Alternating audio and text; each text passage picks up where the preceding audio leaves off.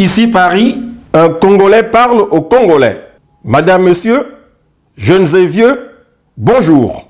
Même avec la promulgation fantaisiste de son chiffon de constitution, Sassou est conscient que le peuple congolais civilisé ne le considère plus comme président de la République, chef de l'État. Il n'ira donc nulle part, il est coincé. C'est à nous de le pousser dans le ravin pour qu'il se casse définitivement la gueule. Pour ce faire, il faut à l'opposition un chef, un fer de lance. Nous avons déjà dit ici que Sassou est l'homme du passif. Tout ce qu'il fait là, c'est de l'obstination stérile parce qu'il a peur de se retrouver à la CPI. D'où la fabrication de ces deux articles perfides, 10 et 96, dans son chiffon de constitution, folkloriquement promulgué dans la précipitation par un Sassou, imbu de sa honte et ridicule pour mettre le médiateur international devant le fait accompli. Tricheur. Quant à Aimé Emmanuel Yoka, ce juriste d'une arrogance déplaisante dont les qualités d'homme de droit et les connaissances juridiques ne sont reconnues que par le seul Sassou, son neveu, ne vous attardez pas trop sur ses dires, ses plaisanteries burlesques, ses pitreries, ses mystifications, son insolence méprisante. C'est un habitué du fait. Souvenez-vous de sa déclaration risible, sans saveur, à la veille ou pendant la conférence nationale souveraine de 1991, lorsqu'il débarqua et s'afficha à la télévision nationale congolaise, la vraie, celle qui était à Bax, pas télé foufou, avec des doigts pleins de bagues comme un guérisseur. Je vais vous faire une confidence. C'est lui qui a entraîné Sassou dans ce désir bestial de violer la Constitution âgé seulement de 13 ans. C'est lui. Il adore les dorures des palais de la République.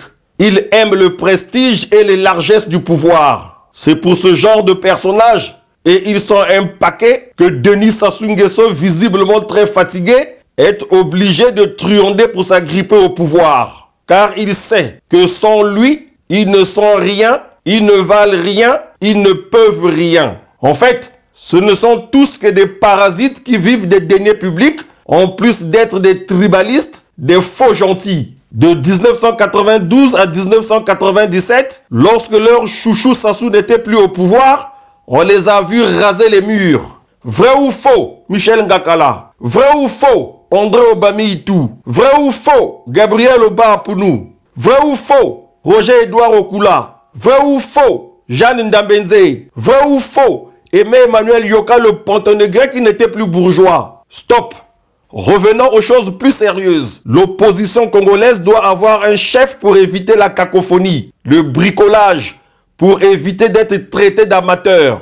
Celui qui sera ce grand chef ne sera pas déclaré automatiquement candidat unique à la prochaine élection présidentielle, mon Dieu. C'est juste pour nous permettre de nous débarrasser de la sangsue. Cela dit, séance tenante, je propose comme fer de lance, tête d'affiche, chef de l'opposition congolaise, Monsieur Paulin Makaya. À nous maintenant de le soutenir clairement et à fond la caisse. Donnons-lui mandat pour qu'il s'exprime au nom du peuple congolais civilisé. Maintenant, si les gens veulent agir par tribalisme, par calcul malsain, par intérêt personnel égoïste, par orgueil, par esprit de suffisance ou pour sauver Sassou, tant pis. Peuple congolais civilisé, je vais vous dire, les yeux dans les yeux, je n'ai jamais été fanatique de qui que ce soit. La seule personne que j'ai adulée, que j'ai louée et que je continue à encenser, c'est ma défunte maman. Si j'ai décidé un jour de m'exprimer ici, de me joindre à vous,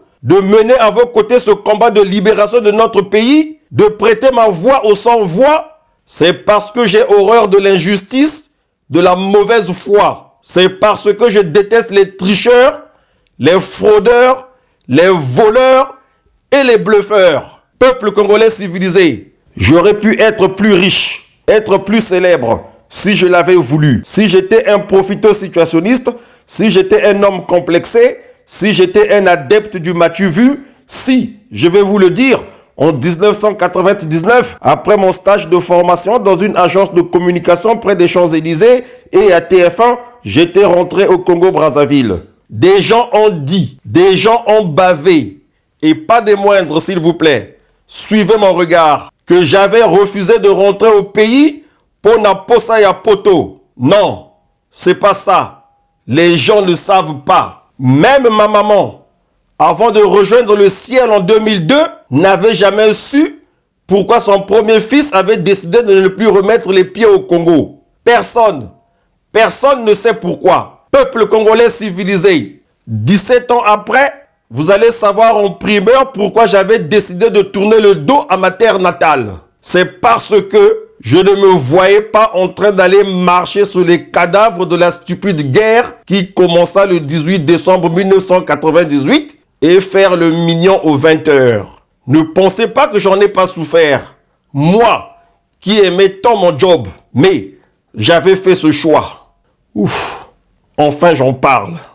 Peuple congolais civilisé, Paulin Makaya n'est pas mon frère biologique, ni mon ami. Mais je pense que si nous voulons sauver la mère patrie, terrasser le tyran et détruire définitivement le système mafieux qui a mis notre pays dans le gouffre, tendons tous la main à Paulin Makaya. Portons-le, aidons-le. Je le sens, ce monsieur.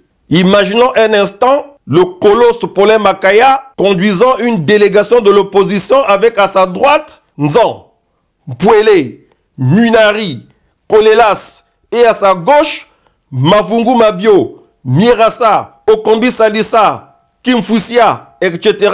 ont vu des discussions sous l'égide des Nations Unies face à Sassou et ses Ngolo et consorts. Je pense que le Jésus noir de la Lima va perdre sa langue. Maintenant, si vous me dites que Paulin Makaya était un pion de Sassou, alors là, je demanderai au chef de gang de la République bananière d'Oyo de rester en place ad vitam aeternam. J'espère que cela n'arrivera jamais. Torsami Beko.